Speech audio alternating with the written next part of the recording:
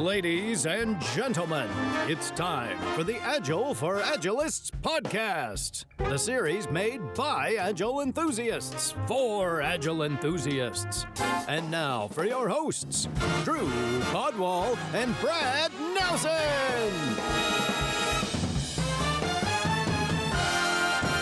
Hey Agilists, Brad here. I'm super excited for today's episode because we're diving into a topic that often flies under the radar, cybersecurity. Joining us is Warner Moore, an expert in the field, and we'll be exploring why security is so crucial in today's fast-paced world. In fact, it's the reason DevOps evolved into DevSecOps, putting security front and center. You don't want to miss this interesting conversation. On that note, Drew, take it away.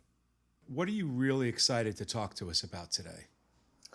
Well, I always enjoy talking about ways we can help our organizations be more effective, get, bureaucratic, low-value activities out of the way. And I think that security often gets a bad rap, and there's a lot of opportunities for us as cybersecurity professionals to align to the way our organizations deliver value. But those things aren't mutually exclusive, and I look forward to talking about how cybersecurity and DevOps culture and practices and Agile methodologies are really better aligned than most things. I agree with that. So where do you usually start with people on the subject? Like, admittedly, like I mentioned before, I don't know much about this. This is not an area that I ever worked in as a project manager or as a coach. So what are the things that are different about cybersecurity versus building a product? Well, often when I start working with an organization, putting my CISO or Chief Information Security Officer hat on, it's really all about the business. What is the business strategy? What are the business drivers for cybersecurity? And frequently that's an intersection of things. The market, the customers, the clients demanding security, which is common in business to business. So health tech security is a major factor in these companies. Compliance, so again in health tech, HIPAA compliance, and frequently many of these organizations choose to conduct SOC 2 audits to help their clients understand their capabilities. So those are two common business drivers. And after all that is said and done, risk. And risk in the context of the risk formula, which is three things together: an asset is something of value, with a threat, somebody who wants to take it or compromise it, and a vulnerability, a way to get to it. And without those three things, we don't have risk. Even though we throw the term risk around, if we have a threat and vulnerability with no asset, who cares? And the thing isn't of value. Take my trash, right? It's free. It's sitting on the curb. Go for it. Lots of threats and vulnerabilities on the curb. It's in the public, right? So risk is a major factor. So that's the high level. But if we go further down and get past this and assume that there's risk and business drivers and a reason to invest in cybersecurity, in a tech company, certainly a company where technology is the business and product, it's built in. And I think in many organizations, even scaled in traditional industry, we might have products that are technology products that are of similar business values. So when I talk about tech companies, we can think about it more generally if we're in larger organizations, traditional industry. But if you think of tech products, what are the things we're doing? If we're a software as a service company, we're building software and it's on the internet. So in these organizations, there's some built-in things for our higher value asset, our products, that we often want to do. So that comes down to the SDLC, software development lifecycle, how we build software. It comes down to the fact that we're on the internet, so we have built-in threats. And then it gets more detailed and nuanced from there, depending on the product, the data, the market, and really just what we're doing as a company. Yeah, and Drew's already said it. I'm not super versed in security overall. I one time was yelled at for using chmod 777 way too much. Um, and so I'm curious, as you go into these organizations or you talk with different engineers, is it really common for companies just to be oblivious to the sort of risks and threats that they've opened themselves up to? I think we have a lot of opportunities to frame how we think of things. I'll ground in the framing I said earlier. So I hear common anecdotes where folks in security like to suggest that small companies or young companies are worse at cybersecurity. And in fact, my experience is the complete opposite. I find that modern organizations are much better at cybersecurity because we're starting with a clean slate in a cloud native company, right? We don't have decades of industry history. We don't have AS400 sitting in the corner. I talked with a company recently where they mentioned Lotus Notes, and I'm like, what? I haven't even heard these words in so long. Why are we talking about this? So, in these organizations where we have all this history and maybe flat networks or organic growth in technology, our products, our business, we end up with these very a challenging ecosystem where it's difficult to manage risk. And then it's easy to go hyper tactical, and we're getting vulnerability scans with critical vulnerabilities. Well, is it critical? Let's put it in the context of what we're doing here. So I think that we're in a lot of ways better at security than we've ever been. Back in the 90s, we had buffer overflows all over the place because of our applications written in C didn't have buffer checking. And then eventually we evolved our operating system kernels where even if the applications weren't um, built in a way to protect from that, the OS reduced that vulnerability. All the ChangeMod 777 and web servers, publicly accessible web trees, was the status quo in a lot of environments back then. So I think our default bar for security has gotten way higher. And in modern organizations, even though we might not always have formal security programs, a lot of our default security capabilities are higher than the average firm.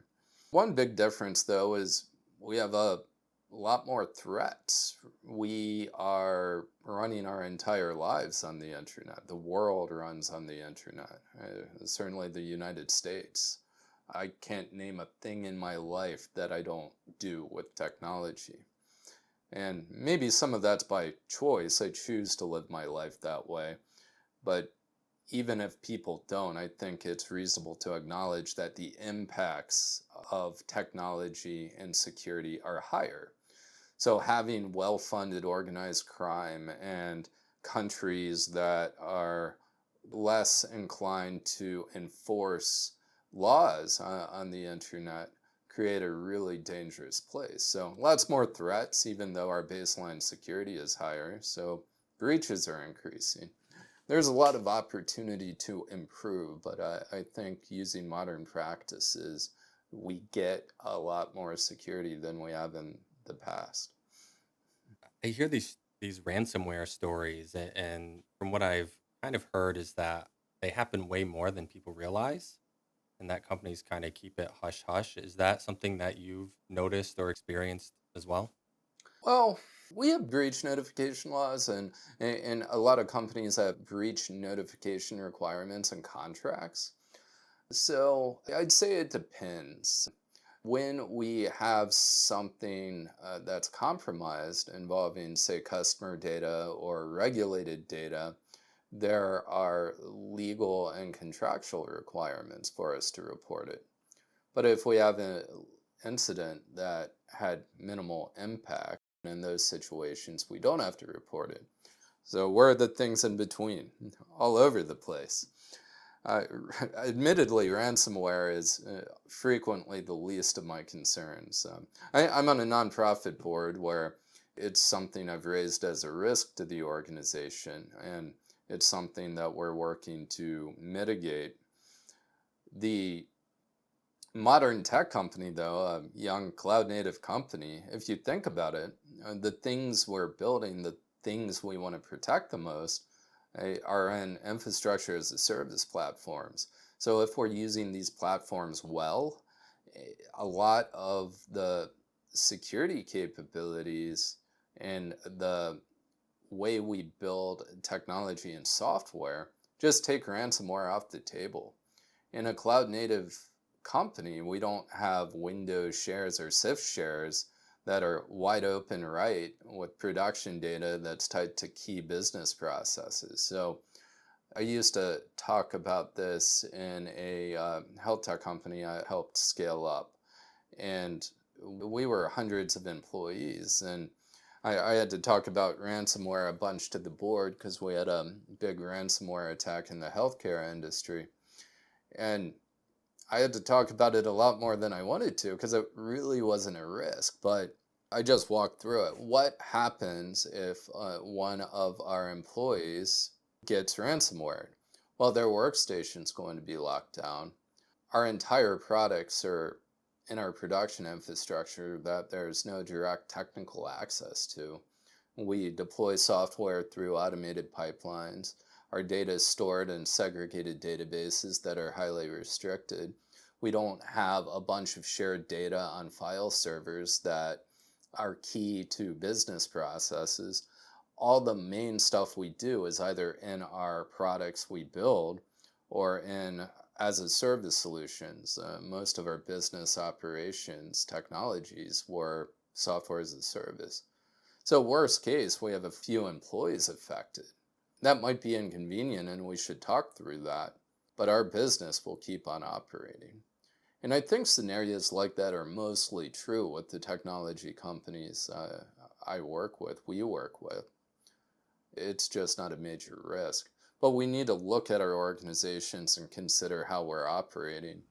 If we have flat networks or if there's an administrator somewhere who has access to everything and they can run some software that'll lock up all the data, well, let's think about that. And how are we going to protect from that? So actually, along those lines, I have a really good friend of mine. His job is he's a lawyer and he works to negotiate in these ransomware cases. There was one night we were supposed to spend time together and he wasn't able to come. And it just happened to be the same day of the North Korean hack. And I said, "You working on something that has to do with an Asian company or an Asian country?" And he responded yes, or indicated yes, right? But the funniest story that he told me once was that they coordinated with this hacker network to deliver a crypto wallet or something like that. And it was supposed to be in a specific chat room. And the hacker network had given them the location, except that there was another hacker network that hacked the first hacker network. And so they paid the ransom to the second hacker network. And at that point, they were like, look, it's not our fault that you guys yourselves got hacked. But he's pretty involved in this. And I think it is happening at a lot higher rate than we're aware of, because it's his full-time role is to be called into action when things are locked up in a jam like that. And we need to negotiate with hackers. But I have a couple of questions because I wanted to talk a little bit more about like in practice. So like, what are the things that you noticed has changed in the industry now that Agile has become more prevalent and that DevOps is now something that's more prevalent? And what are you seeing with companies that are still in this waterfall mindset and are funding their cybersecurity with antiquated funding models? Like, what are some of the shifts and how does that shift occur? Yeah, there's been a lot of changes. I've been using these practices and for many years, meaning modern technology practices, DevOps culture and practices before we called it that. And having automated deployments 20 years ago was kind of a big deal. It was less common. And there was really a shift where, and I credit DevOps days and a lot of the bottom-up movement with leading practitioners talking about the value of these practices. We've gotten a lot more adoption. It's the exception to the rule now where, at least with the types of folks I work with, the assumption is they're using modern practices. Now, they might be able to do it a bit better, right? Do we have full test coverage? Are there parts of the environment that aren't automated? Maybe we have an application that's not fully within our ideal value chain. And there are also sorts of exceptions, but I think the practices are more common. I think the challenges we have, though, is we still have a lot of siloing, and it might be mental siloing. I'll share a story. I've helped build and scale multiple tech companies, right? So I was building a team. We had about 20, 30 employees at the time, and I was hiring some of the first senior engineers who were going to implement some of the modern technology practices. Right? At the time, it was config management, which sounds kind of dated now, but it was before we were doing container orchestration and stuff like that. Things have moved fast. And we did all the modern things. I used to say we were unicorn catchers because we were able to solve problems that a lot of organizations can't. For example, we had fully automated database pipelines where we had schemas that went through automated change processes and had seed data sets. So we had test databases that were embedded through dev through production, and our change processes ensured those were maintained, right? So many organizations to date are on monolithic databases. And there, the team got to a certain size. We were probably a couple hundred headcount overall at the time. And folks started wanting to silo a little more. Maybe they had 20 years of experience as an infrastructure person, or they were a 20 years experience software person, right? And even though we had cross-functional teams, we started having people with different professional backgrounds want to silo. And it wasn't a conscious decision. It was just that human experience. So my current theory is that it's natural for people to do that. And I think organizationally, we need to be more thoughtful about it and make it less likely for people to organize that way. Cross-functional teams, shared goals, purpose, right? That's the alternative.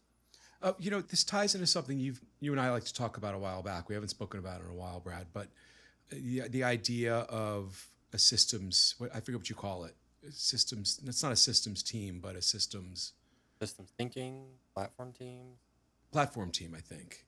And my position is I like more cross-functionality. I'd like to embed people. And I don't know what the pros and cons are for each way of thinking, but one of the struggles is that if you embed people who are DevOps, everybody should be DevOps minded, but cybersecurity like experts or even data experts and they don't have that root-based connection back to all of the other experts together, you might lose out on that swarm versus where if it's their own part of the organization, they're all together, right? But now there's a distance between them. And so what kind of organizational approach do you like when you're deploying and helping teams go from a waterfall model to a more modern way of working?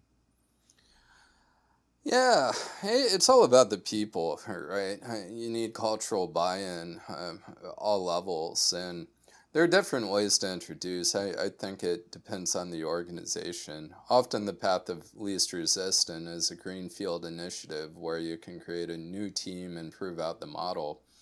And I've seen those teams be successful, but often the challenge is introduced when trying to get the entire organization to adopt that. And I'll go back into the siloing narrative where I think parts of technology, that mindset is more prevalent. And in cybersecurity, a lot of security organizations are still fairly siloed. And I wholeheartedly believe cross-functional team shared purpose is the win, including, of course, software, product, security, all the things, right? And security professionals, there's less of them. The best engineers are expensive, especially if they're security focused. So, can we afford, is it practical to have a security person in every team? Maybe, maybe not, but I do think starting with that mindset is important, and thinking of ways to enable collaboration in representing security in those cross-functional teams. In my mind, the highest functioning team isn't the DevOps engineers. That's a misnomer. That the systems folks deploy and the software people build the product in the same team. It's cross-functional. It's that we have shared pipelines where somebody with more experience in a particular professional area might own that pipeline, but anyone can contribute to it, be it the product or the system automation. So how do we change the way we operate in our organizations to be more collaborative? And often that starts with the people, not the tools and process. Yeah, my argument usually is that engineer that's too expensive for you is actually cheaper than the alternative. To me, it's, a finite versus infinite mindset or short term versus long term type decision. But yeah, a lot of companies want that developer at a lower price, and they think, oh, I'm just going to get this person with 3 to 5 years experience, and they're going to be able to be an architect and know how to do everything full stack and security and all of that. And I think that's some of the challenge when it comes to people, right? Is like, what is the expectation that leadership is setting on these people, and what are they willing to invest in? And I think that's one of the reasons why security doesn't get more attention, because it's not glamorous. I think it's viewed as a cost, on top of the fact that like IT in general tends to be viewed as a cost. I think security even more so. And so I'm curious, do you, one, I mean, this is my experience. Maybe you don't experience that in your clients or people that talk to you, but if you do, what is kind of your pitch on this is why security isn't just an extra cost and why it's important to your business? Well, like I shared starting out, if the business drivers aren't there, I tell people not to invest in it. I often meet with young companies and, well, focus on revenue, product, clients, get scale that business, get more traction, then worry about it. Now, certain markets change that equation. If we're working with protected healthcare information, we're required to be HIPAA compliant by law. And if we're business to business in that space, we're going to be held accountable by our clients through contracts and expectations of features and products. But the bottom line is, if the business justification isn't there, we shouldn't be investing in it. Yeah, I guess my thought is I don't know if people know enough to know whether or not they should care about security, especially in larger organizations when it's like you have a business that's kind of driving, hey, here's the feature that I want you to build for me. I don't think most of them think about security at all. I mean, I think this is an example of the best way to come to the table is to learn the lesson of why it's important to come to the table. Maybe there are times where they just need to get burned in order to realize the thing.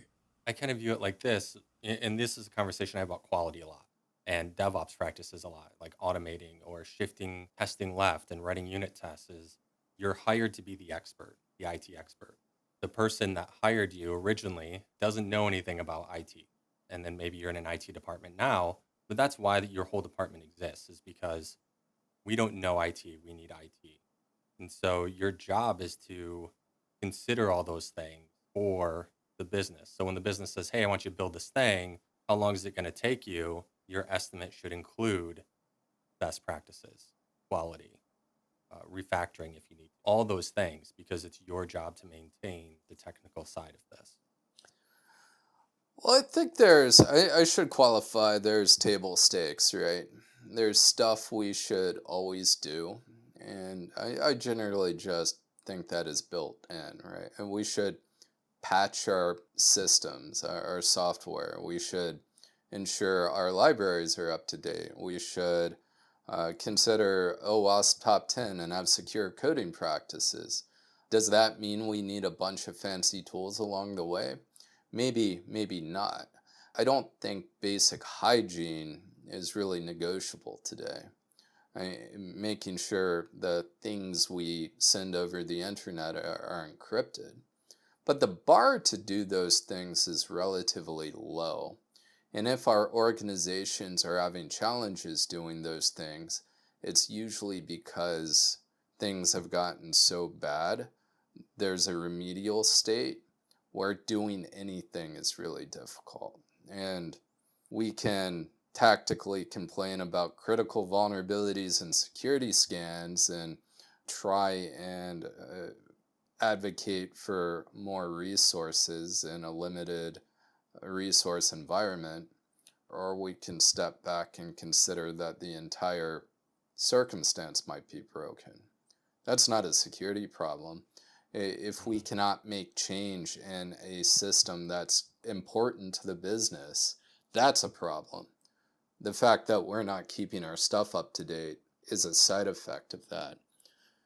But playing devil's advocate, if we have this extreme example, Windows XP system is sitting in the corner of a room, not connected to a network, that has some business value, there are sometimes ways to quantify that. Say there's, making stuff up, $100,000 in revenue associated with that system, but it would cost $500,000 to update it. There's no business justification for that. And Windows XP has been end of life forever. We've already disconnected it from the internet. We're good. Well, relatively, right? If it's in an unsecure physical facility, if guests can access it, the thing is, any physical access to a system is as good as compromised. So all those things are weighted. Dev environments frequently don't matter, meaning that I like to enable dev environments to be a lot more flexible to be changed. But to get that change to production, it has to go through an automated change process. Dev is part of the production pipeline, the deployment pipeline. So those things aren't mutually exclusive, but we're not storing the things we want to protect the most in the dev environment, so it can be a less restricted environment. So there are a lot of different angles on that problem. We can step back and look at risk. We can consider the business value. We can consider whether or not our organization's broken in the first place and try and tackle that. That's a big challenge, right? But There is. do the basic stuff. Hygiene is not negotiable these days. I love that answer. And I guess for some context, I tend to coach enterprises, very different beast than a startup or a mid-sized company or even privately owned company. I've coached privately owned enterprises and publicly traded, and they have their own challenges. But a lot of the clients that I've been to, let's say in the last 5 years, I had a client that still hosted code on their laptops. They didn't use any sort of repository. I had a client where they'd customized the system so much that they couldn't update it for years. And so they ended up creating a new project to re-implement this off-the-shelf solution from the ground up because they couldn't even fathom updating it anymore. I've had another one where every single thing that they completed had to go to a security department to get a security scan, which was purposely a black box that people didn't really know what happened. All they knew is that a security guy would reach back to them and tell them why they couldn't go to production. And so, like, I guess these anti patterns are things that I definitely see at that level that maybe they're more prevalent there. What I like about your answer there is what I'm hearing, and correct me if I'm wrong, is that really those are systemic issues, not necessarily security issues. In many cases, yes. And now, might create security issues in the process, but no security organization is going to solve that independently, right? Getting upset about it and talking about vulnerabilities won't change that. So, how do we step back and consider it in a way that it could potentially be addressed? And maybe there isn't enough of a business justification to address it, but at least let's make that decision, that management decision. And it's not to say those decisions don't happen. I think sometimes folks are so disconnected from the decision making and they're not communicated effectively. And when it comes to the subject matter expert professional perspective, it's easy to look at it as right or wrong. And I'll share an anecdote. I don't see those things as much anymore, frankly. I have a bunch of stories like that, but I don't commonly see them anymore. But I do focus on the bleeding edge of technology working with modern companies. So those companies have the opportunity to start from scratch doing the right things. So it's not going to have Windows XP or a lack of revision control. I'll occasionally see a new software built, maybe in a team here or there, but it's not the main product, right? It was some R&D project an engineer was working on. But more commonly, they're inclined to put it in revision control because that's the way good engineers like to work. So. I think the opposite of the bleeding edge of technology is the hemorrhaging edge of technology, right? And there's still a lot of companies out there that haven't arrived yet, that are still stuck in these legacy silos that keep information apart and siloed.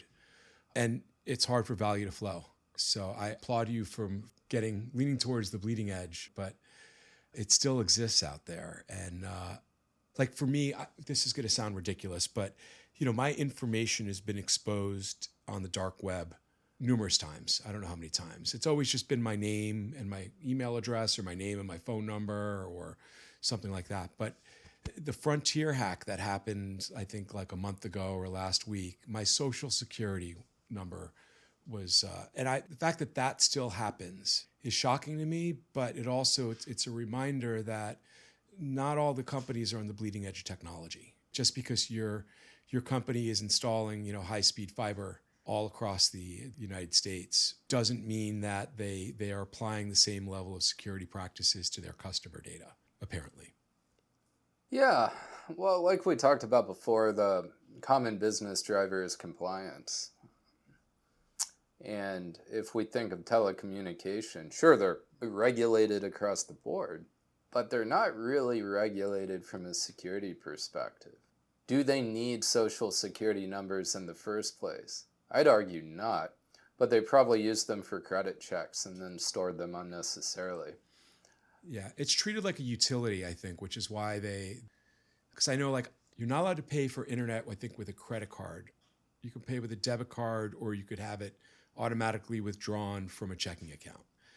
That and the fact that I don't buy lottery tickets, but I went to buy a lottery ticket about a year ago and handed them my credit card to tap, and they're like, no, you got to pay cash. Like, that was a shocker for me. But yeah, I mean, there should be some sort of governance around this that lets consumers know that certain standards have been met. And I've been through lots of companies who were undergoing SOC audits, and the approach to that always seems very waterfallish to me. Have you seen an agile approach to a SOC audit?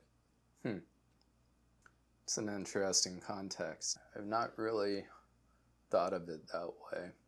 Well, I guess we could think of agile methodologies, right? And in my ops teams, I usually favor Kanban. certain types of work I don't think fit well to story point sizing and reprioritization. I think the philosophies are all great, but if we think about the work being done in question and the process, I'm thinking more along the lines, though, of delivering value incrementally. Like the total sum of the audit is binary, right? And the ability to break that down into more bite-sized, lower risk, lower volume, lower complexity, where we can deliver some of that value earlier, even though you haven't achieved the full audit. well, a SOC audit, Service Organizations Controls, it's governed by the AICPA, the accounting board, right, CPA board. And it's a set of requirements that organizations can write controls to meet the requirements. Over 5 principles: security, processing integrity, confidentiality, privacy, and availability. And you can pick any of those principles. Most organizations do security and maybe one or two others. The whole point of it is a third-party assurance. It's an accountability mechanism for organizations to demonstrate how they are taking care of the things that clients care about, which is frequently scoped to a part of the business, a service, a product, sometimes the whole business. But if I'm hiring a company, I can get that audit to demonstrate or at least show that the organization is doing some of the things they say they do. A professional signs off on it and that they use professional standards, the CPA, and management signs off on it saying that they exercise due care and represented things authentically. So accountability mechanism. So if you think about the audit, right, and I can talk about it in boring, painful detail, but assume we have all the controls in place and a security program operating effectively, meeting the requirements. Well, the audit itself is just the auditor going through and making sure that stuff is done. How I like to build it in modern organizations is using a lot of automation. We establish control owners across the company, often functional heads, and if it's not executives, the executives are accountable and delegate to their functional heads. So those control owners are ultimately responsible and accountable. And then with a modern tool, I like using modern governance risk compliance tools. A lot of that can be automated in process, and the evidence collection can be automated. A great example is deployment, right? If we're deploying software in a modern way where engineers can deploy multiple times a day, we have automated testing, automated all the way from dev to production, and ideally some security scanning along the way. Not only is that automated deployment more controlled than the traditional organization with the release coordinator and manual sign-off, because there are limited ways to make change, it's more controlled, it's more secure. It also creates a mechanism to automate the evidence collection. So in my security programs that are subject to a SOC 2 audit and the way I like to build them, some of the processes are likely to be automated, but the evidence collection is also automated. And then we have dashboards and tracking in the tool so we can ensure health on an ongoing basis. So that management, I typically wouldn't call it agile, but it's more aligned to agile philosophy. And now the auditors are auditors, right? I only work with ones who will agree to conduct the audit in my tool. It's not my tool, the tool I use. I'm not going to have the team work in a spreadsheet manually taking screenshots. The auditor will work in the tool where their requirements can go in there, and then we can tie the existing evidence in the platform to it. So that, thinking about it tactically, that process is more incremental. But the act of issuing the report, that's a CPA thing, right? Right. And they have their own QA processes and stuff like that, but it's more a binary deliverable at a certain point. Yeah. Is it safe to say then that SOC audit shouldn't be a surprise? Like the results of one should not be a surprise. Oh, absolutely not. Like, if there are surprises in our audit, it means we allowed some things to lapse, right? Maybe a manager or a team or executive was like, okay, we don't care about access control this month because we need to get these new features out. Well, that decision was made and it's going to come through in the audit because we didn't remove the access in a reasonable time after the person was terminated as we wrote down in policy. That's a maybe example in jest, but we do make those trade-offs in our organizations. And if we make a trade-off on our business operations where we're audited, it's going to show up. So, as I'll say a manager or say a scrum master, project manager, whatever you are in your company, a leader that may not be as technical, is it safe then to assume that the engineers I'm hiring should have this basic hygiene and quality standard know-how? Yeah, I think so. I mean, we talk about tech debt all the time in technical circles, and I always like to allocate a 10 to 20% of time in a sprint to either operational improvements, code cleanup, security. Sometimes I honestly prefer to decouple security from that, but I think philosophically it looks the same way. But we need to take care of our stuff. And a modern professional needs to understand the parts of security that are relevant to the work we do. So I advocated for embedded security before, but a lot of the modern engineering teams I work with have above average security expertise as it relates to their discipline. The average stronger engineer I talk to tends to know about OWASP Top 10 these days. We can have linters in VS Code or whatever IDE we prefer that check for security syntax issues off the bat. So there are all these things we can do that make it easier in the context of the work we do. I think the security professional, the value they can bring in those cross-functional teams is bring broader context or get extra nerdy about how an intrusion detection system works and how packet level capture can help us actually identify whether or not this is a vulnerability or whatever it is, right? Mhm. And actually grounded in the value proposition. Is this actual risk, or are we just going through this thing because it showed up in a scan and provided context that was meaningless? And then my follow-up question to that is you mentioned you step in as a CISO for organizations, or at least that's the hat you put on when you're helping them out. Should every company have their own CISO? Well, I come back to what is the business driver for security? And for organizations that have those strong business drivers, I'd say mostly yes. Now, it's going to depend, right? A small company might not have the foundation or justification to invest that much. However, that doesn't mean they can't do it. It's just understanding how best to do it. And that's a big part of how my team at Gamma Force comes into play, right?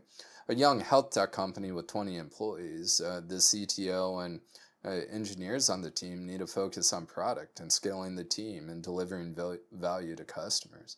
But we still need to be HIPAA compliant and take care of basic hygiene.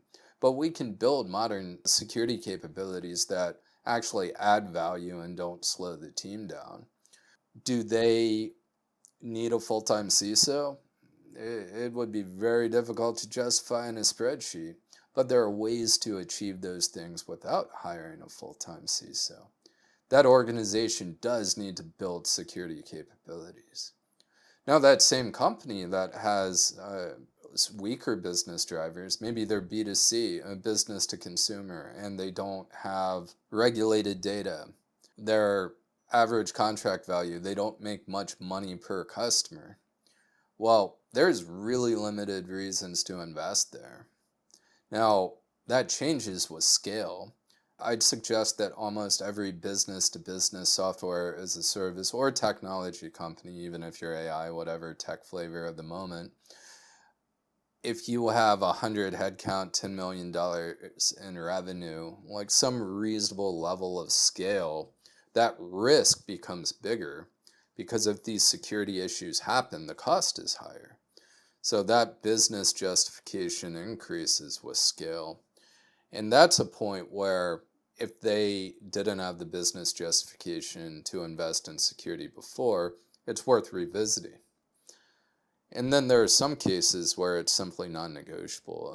A scaled company where they're dealing with regulated data that's high value, going to be targeted, where their customers expect it. You cannot not do security in healthcare.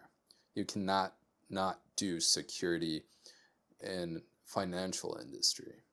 Now, that doesn't mean we can't position it differently and do so in the way that makes the most sense for the business, manages risk, and doesn't slow the organization down, but security needs to be part of it. So, hire a CISO? Maybe, but we certainly should be thinking about these things in an organization. As a CEO in a small company, we should exercise due care and make a decision. Now, it might not be to invest, but we probably should be using multi-factor authentication and patching our systems. Don't need a CISO for that, though. Is compliance enough? Enough in what context? Yeah, I know we just went through this whole thing to say that there's lots of different contexts that mean lots of different things. But like, let's talk about a healthcare, a hospital. Is compliance enough there, or a bank? Is compliance enough? It's not. Compliance isn't security. We've been debating this a lot in CISO circles. Often I talk to policy leaders in some of my executive forums, and where's the line? There's a lot of debates there. There's no right answer. What I do think is we are going to continue to see legislative trends, including on the federal level, that will drive more security requirements. Is that good or bad? We can debate that. I'm neutral about it. The healthcare, I think, is a great example. Healthcare is notoriously insecure as an industry, and I'll give you an example why. Let's use a hospital, the example you suggested. HIPAA is all about privacy. Privacy is about whether or not someone sees something they're not supposed to. And HIPAA is effectively a legal framework to enforce that. The security components are very limited. It's basically exercise due care, duty of care, do security. There are few detailed requirements in HIPAA for security. Do an annual risk assessment. Have good logging and tracking for how data is accessed. The security requirements are very limited, and they're frequently misattributed to HIPAA. In healthcare, hospitals, they're very HIPAA compliant. But what's their priority? Taking care of patients, making sure patient data isn't seen by people who shouldn't see it, even if they're just walking in the hallway. The actual security stuff isn't that great in those organizations. There are limited regulations requiring it. Now, there's some industry self-regulation, depending on how these organizations are positioned in the industry. If they have contractual requirements between other entities in the industry, they might be required to do it. Business associate agreements frequently have detailed security requirements, but that isn't HIPAA. A BAA is enabled through HIPAA, but the security requirements were put in them by the companies. It's not a HIPAA requirement. The BAA is a HIPAA requirement. The content that was added additionally was not. So I can ramble about it. I will say that compliance is not the solution, but compliance does enable a business driver where we have to exercise duty of care, where we have to make an active decision to invest, not to invest, how much care we take. And I think there's value in that exercise, but compliance does not create security. And what about when you think about policy, at the speed at which policy and technology evolves? Do you feel that it's evolving at a good pace in contrast to each other? Is policy behind? Is it significantly behind? Setting aside, whether you're a libertarian or not as well, but what are your thoughts on that? Yeah, we're definitely dancing into the land of opinion. I usually don't like spouting opinion out into the world. I'll put on my professional hat and say that I was in an executive roundtable with the general, and we talked about the definition of war in the context of cybersecurity. My take is, as a private company security executive, I shouldn't have to worry about nation-state threat actors. If other countries are targeting my private company, I'd argue that is an act of war. A general might disagree, but that isn't my role to fix. So I think there's behavior that's become acceptable between countries, and we don't have policies and aligned agreement on what acceptable behavior is. So it's put a lot of companies and people in difficult positions. We have to protect our companies, but should this be acceptable behavior? So that's one angle on the policy thing. I think it's very difficult to address nuanced and sophisticated technical challenges through policy. I like HIPAA because it's pretty high level. It's not trying to say what kind of encryption we have in place. It's just saying that we need to have strong encryption. That's one of the few HIPAA requirements for security: encryption in transit and at rest for PHI, protected health information. So I think there can be value from policy. It's difficult to get right. I think we're going to see more of it. There's been a lot of state-level cybersecurity regulation, and it's difficult to comply with a bunch of disparate state requirements. So in a lot of ways, we'd benefit from having federal-level cybersecurity regulation. I've thought we've been close to it for a long time, and it's not happened yet. And I reach out to folks closer to the policy folks sometimes, and I've been hearing that some people think it's going to happen again. It will eventually. Maybe as soon as our politicians know how to use email. Yeah, that's always bothered me, right? Is that the politicians, they definitely didn't grow up with computers. I mean, maybe some of them, but how can they solve the problem if they don't actually understand the problem? I'd say the best policymakers frequently lean on industry experts. That's best case scenario.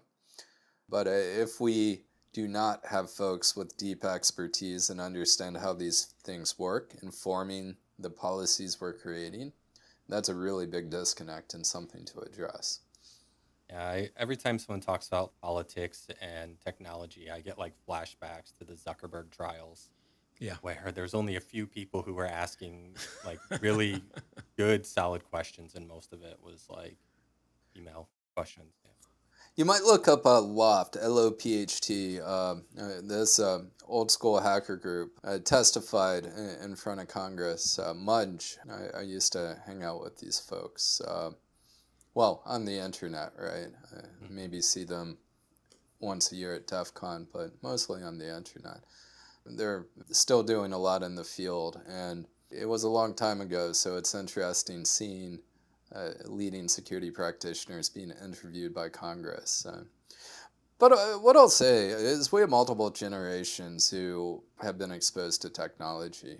That anecdote I have less patience for. We're past the point of pretending it's not something to have basic skills with. Maybe someone's at a point in their life where it doesn't make sense, but that doesn't change the relevance in our culture and society, and ignorance isn't acceptable.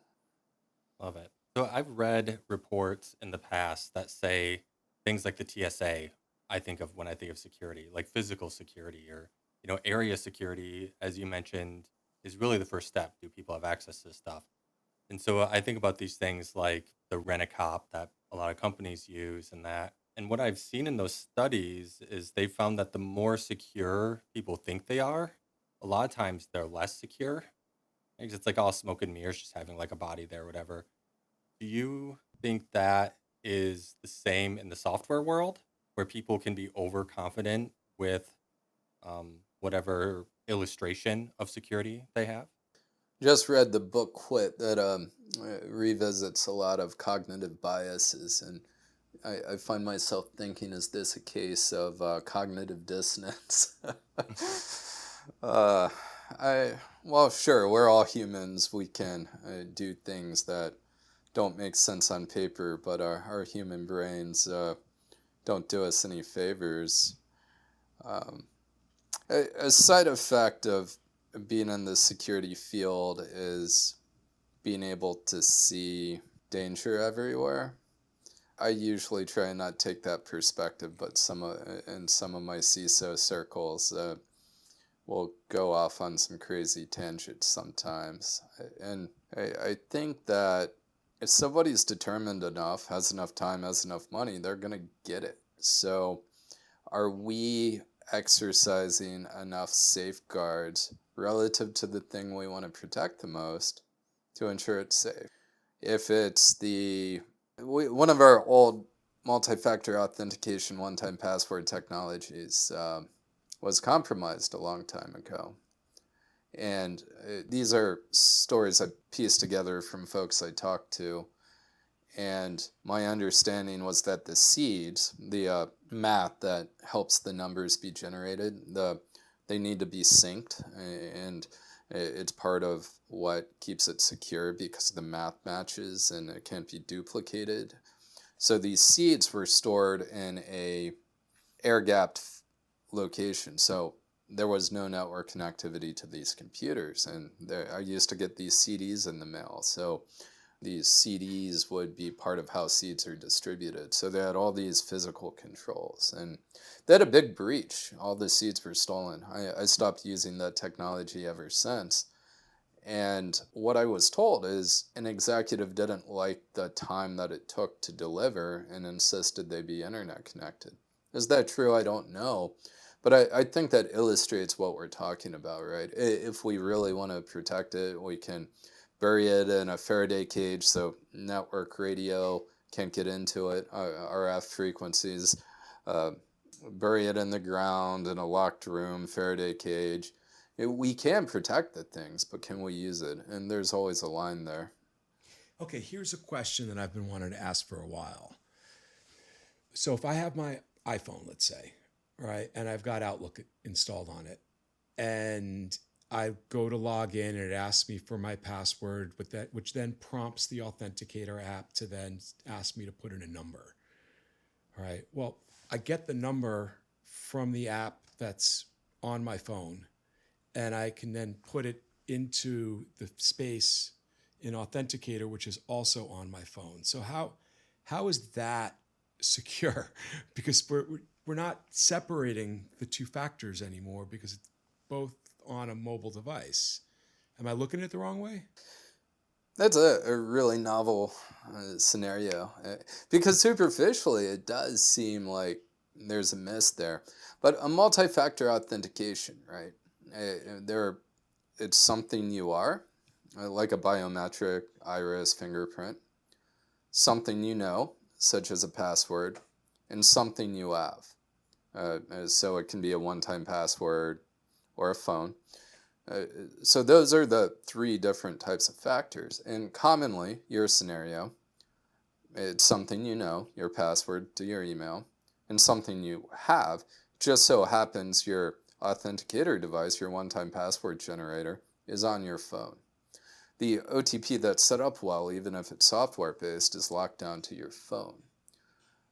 So it is something you have and something you know, and it just so happens you're authenticating to the thing on the same device because it's a computer, a Right. pocket Yeah. computer. But I experience this at least once every 2 weeks. I think there is an argument that there are stronger ways to manage your additional factors. Yeah. It's not inherently reducing the security. So let's talk through it, right? One of the biggest benefits of multi-factor authentication is if somebody steals our password, they need to steal something else too. Our finger, our phone, our token, whatever it is. And just stealing the password isn't enough to just get in our account. So MFA is great. I recommend it universally. Passwords get stolen. Well, let's make it harder for our accounts to be accessed when they are. So your password gets stolen and you still have your additional factor on your phone, your device. So it's still serving its purpose. Yeah. Now the thing is, somebody could steal your phone, which has the MFA device. But then what are the controls on your phone?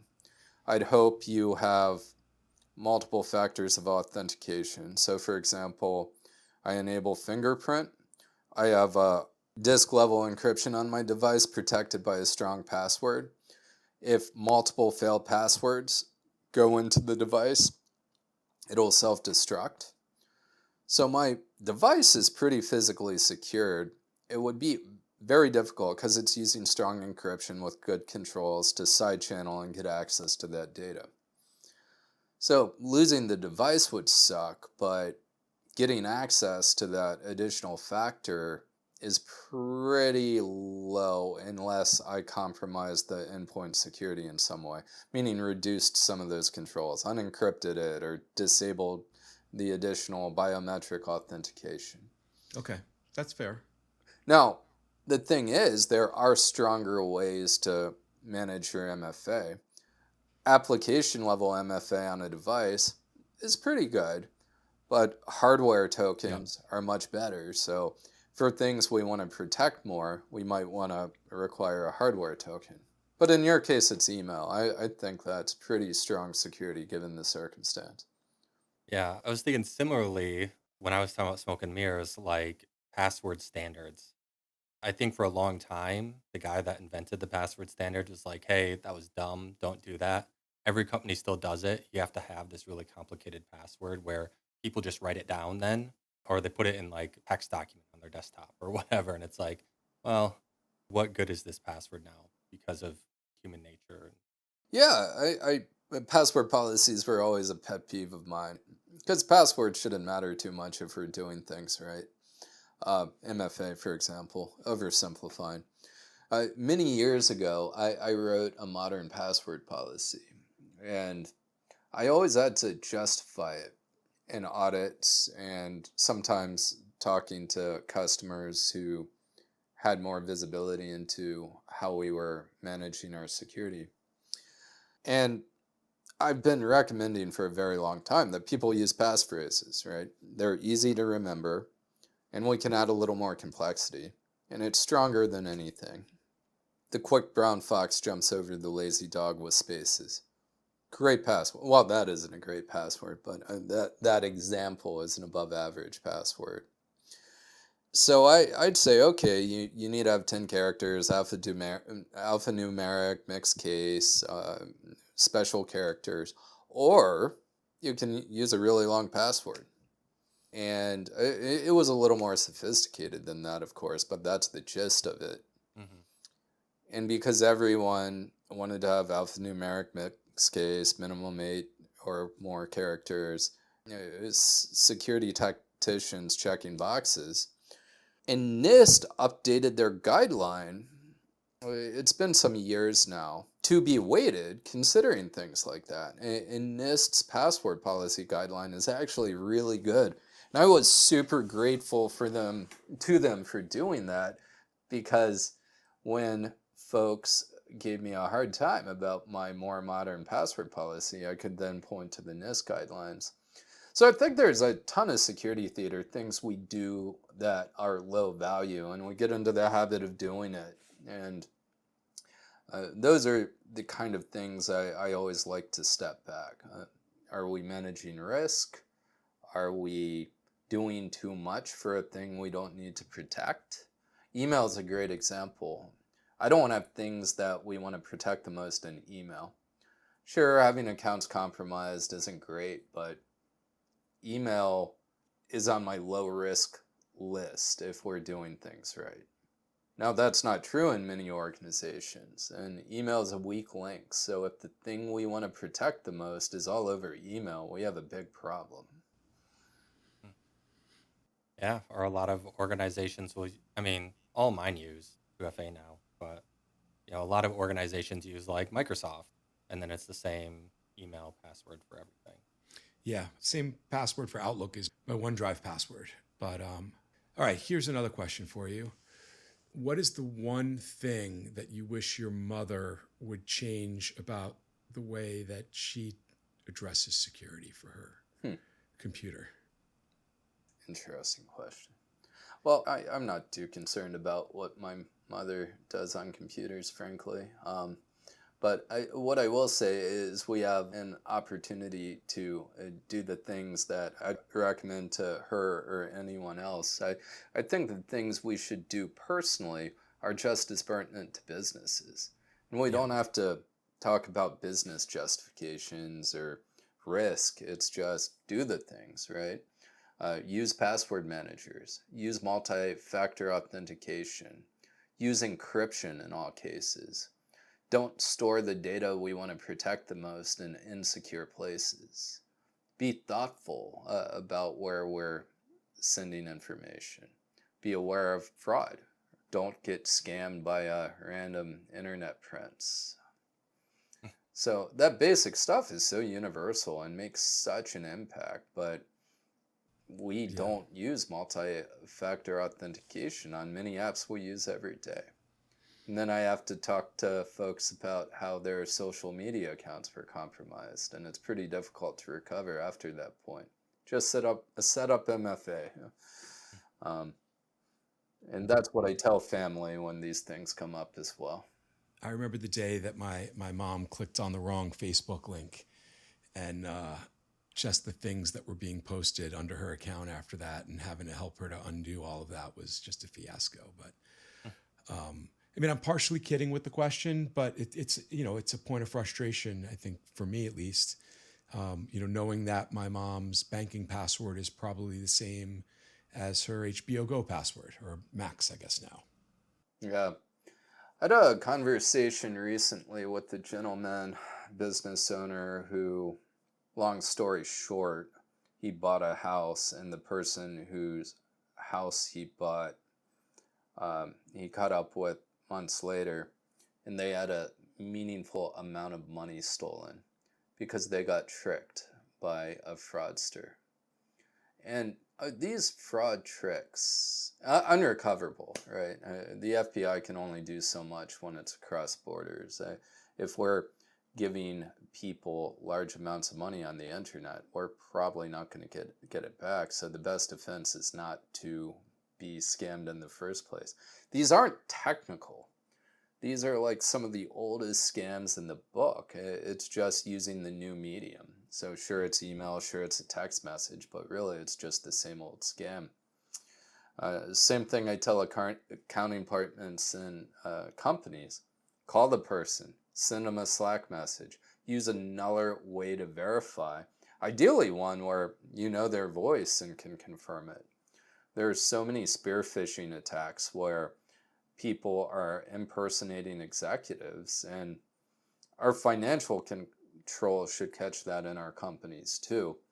If we don't have additional approvals on money transfers that are larger sums, well, that's not a security issue, that's a financial control issue. So we can all educate ourselves and be careful.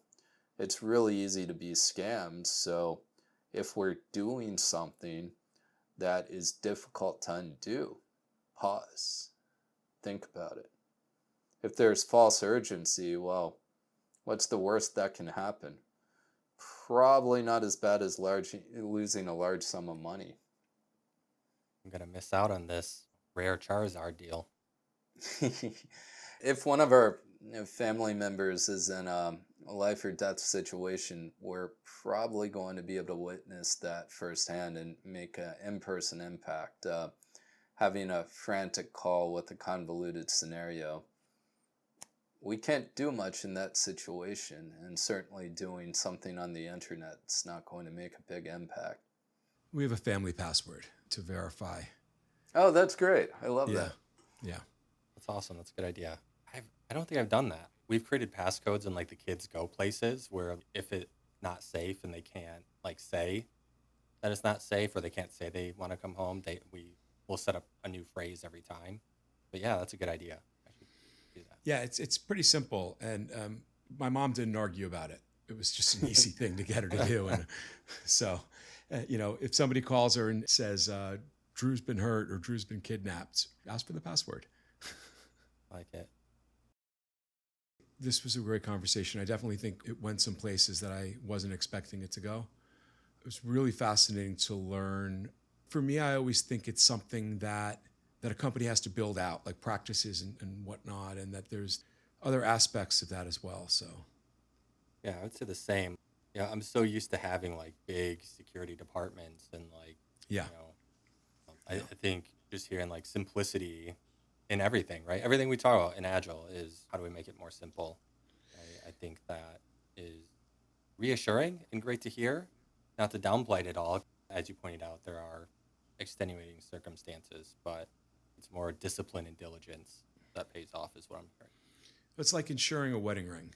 How much money do you really want to insure that ring for, knowing that the diamond depreciated in value by like 40% or whatever that is the moment it left the jeweler? So I appreciated that part as well, as like looking at measuring the need in quantifiable terms, dollars and cents. So Yeah, I think one thing, just grounding in Agile and DevOps, is as professionals with different backgrounds and experience, there's a lot of opportunity to make an impact with us working together.